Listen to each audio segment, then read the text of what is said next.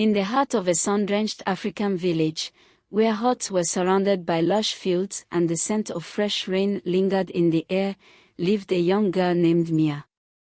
Her story was one of hope, heartbreak, and the quiet strength that blossomed from neglect. Mia was a little girl who had faced much in her short life, abandoned as a newborn and left at the doorstep of the Mwamba family. The Mwambas were a childless couple who had longed for a baby for years.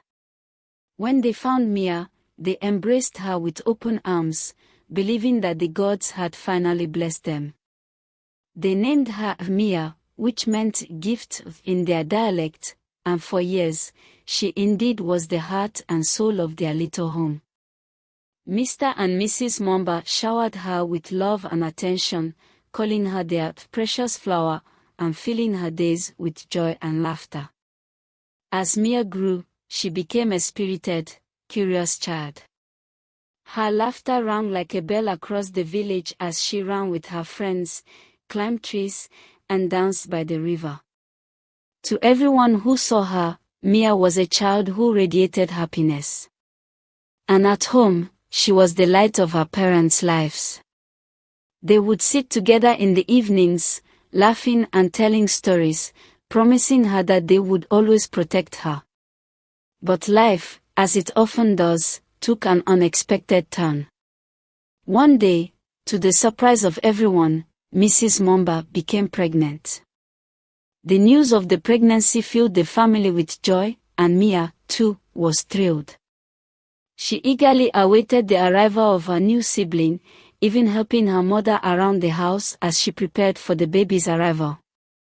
When Mia's baby brother, Kofi, was born, her heart swelled with happiness. She adored him, often sitting beside his crib and whispering stories in his tiny ears. But soon, the warmth she had known all her life started to fade.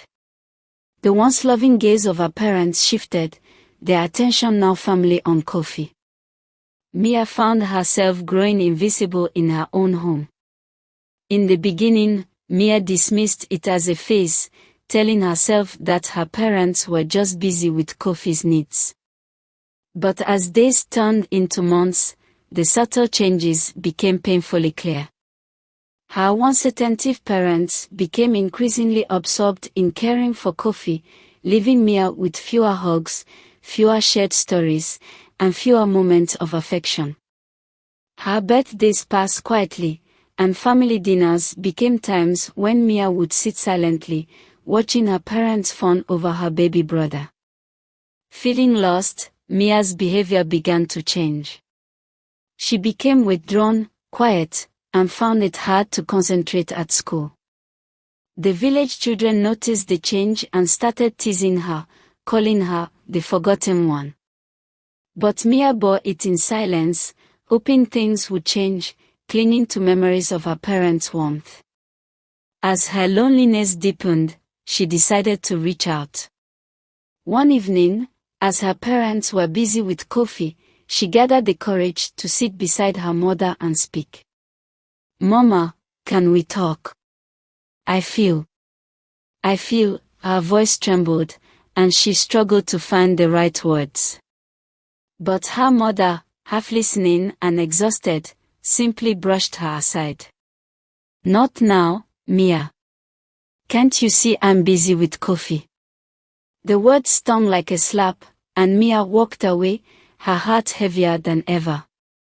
From that day on, Mia began finding comfort outside her home. She wandered the village aimlessly, spending hours by the river, watching the water flow and talking to herself. On one of these days, she stumbled upon an old, overgrown garden. The place was quiet and hidden from view, a sanctuary where she could sit in peace. She started coming here every day, nurturing the plants and talking to the flowers as if they were her friends. In her solitude, she began learning about the plants, their uses, and their healing powers, an interest that would later change her life. One day, as Mia tended to her secret garden, an elderly woman with a kind face approached her. She introduced herself as Grandmother Ifya, a village elder and respected healer. Sensing Mia's sadness, she asked, "Why are you here all alone, child?" Mia hesitated but eventually shared her story. Grandmother Ifya listened carefully, her face thoughtful and kind. "Child, the heart can grow heavy when we feel unseen," the elder said gently. "But know this, the world has a place for you. Sometimes we must find our own way, even if those we love fail to guide us." She spoke of resilience and the strength it takes to heal, not just others but oneself. She told Mia that even the smallest flower in the forest could bloom into something beautiful if given a chance to grow. With Grandmother Ifya's encouragement, Mia began to learn more about the art of healing. She visited the elder often, helping her with simple tasks and learning the properties of various plants. With each lesson, Mia's confidence grew. She developed a sense of purpose, realizing that she could help others even if her own heart was bruised. The villagers began to notice Mia's kindness and her skill with plants. She would bring herbal remedies to those in need, help tend to the sick, and assist elders who needed a gentle hand. Her reputation grew, and she became known as the Little Healer. Although she was still hurt by her parents' neglect, Mia found solace in the village's appreciation and in the knowledge that she was making a difference. Then, one evening, disaster struck. Kofi fell seriously ill with a fever that wouldn't break, and his parents were frantic. The village doctor's remedies were failing, and Mr. and Mrs. Momba were desperate. In their panic, they turned to Mia. "Please, Mia," they pleaded, "can you help your brother?" A part of Mia wanted to turn away, to let them feel the sting of neglect.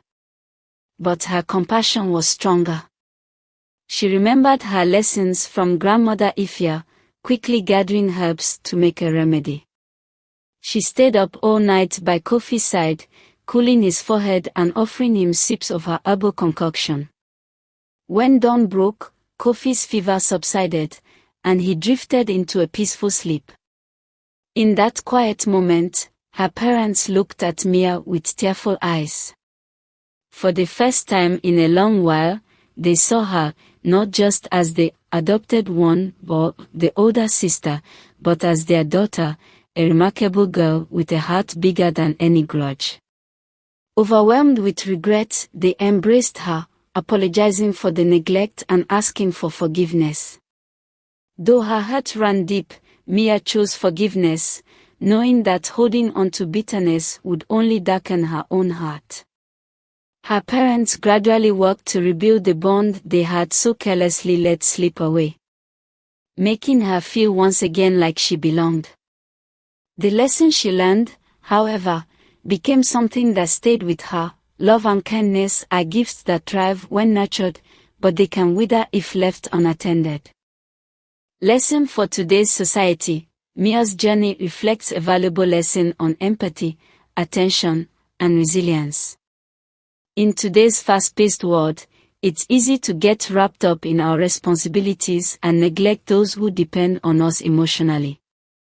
Whether it's children, friends, or loved ones, we often overlook the silent struggles they endure, blinded by our own daily demands.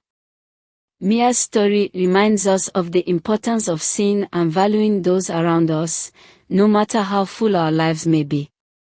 It shows the power of forgiveness and resilience, urging us to be compassionate even when we are hurt.